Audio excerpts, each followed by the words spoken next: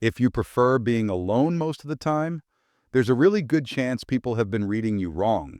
Like, maybe they assume you're lonely, sad, antisocial, or you're avoiding life. Maybe you've even had moments where you've questioned yourself too, like, am I missing something? But psychology points to something way different. For a lot of people, choosing solitude isn't a weakness at all. It's actually a sign of mental self-sufficiency. You're not disconnected. You're just internally grounded. If that already feels like it's calling you out a little, stick with me. Because this isn't about learning to need people more.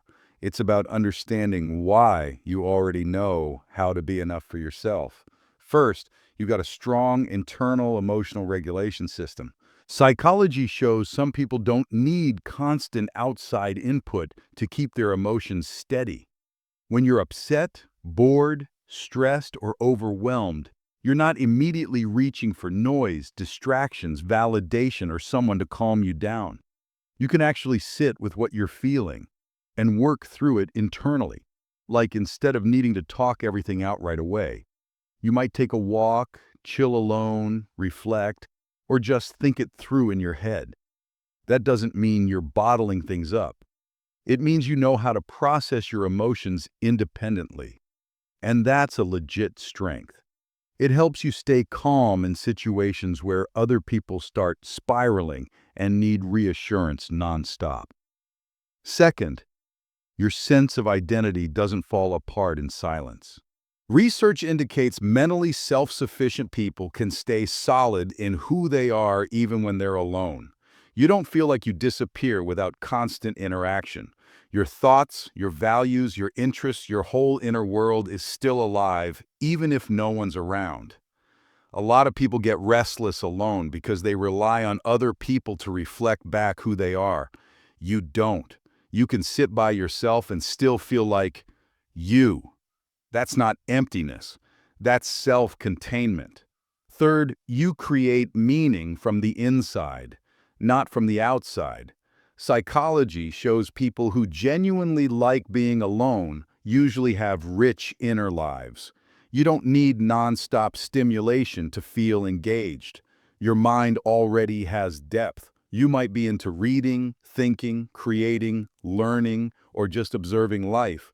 And while other people get bored the second nothing's happening, you actually get clearer when the noise shuts off. That doesn't mean you hate people. It means your brain doesn't need constant input to feel alive. You're not understimulated. You're internally supplied. Fourth, you're selective with your emotional energy.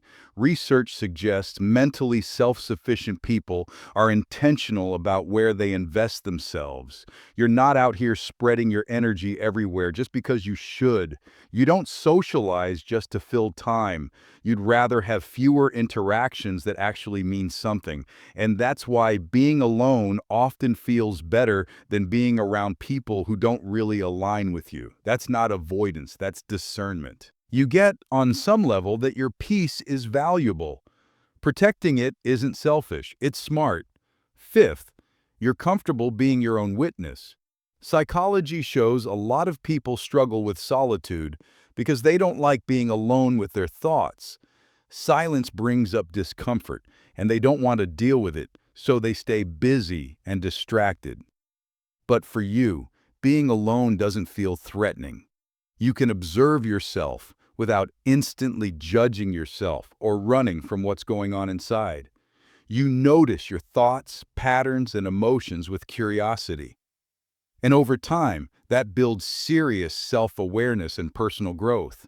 It also makes you way less likely to twist yourself into someone else's version of acceptable, because you know who you are when nobody's watching. Sixth, you don't confuse connection with dependence. Research indicates mentally self-sufficient people can value relationships without needing them to function. You can love connection. You can enjoy being close to people, but you don't panic when it's not there. Your whole mood doesn't collapse just because plans get canceled or you spend a long stretch alone. And honestly, that can make your relationships healthier, not weaker, because you're not clinging. You're choosing. You're sharing your life, not outsourcing your stability. Here's the part that matters most. Preferring to be alone doesn't mean you're broken, damaged, or emotionally closed off. It means you've built an inner foundation that a lot of people never fully develop. You can sit with yourself. You can support yourself. You can think, feel, and exist without needing constant outside reinforcement. And when you stop judging this trait, everything changes.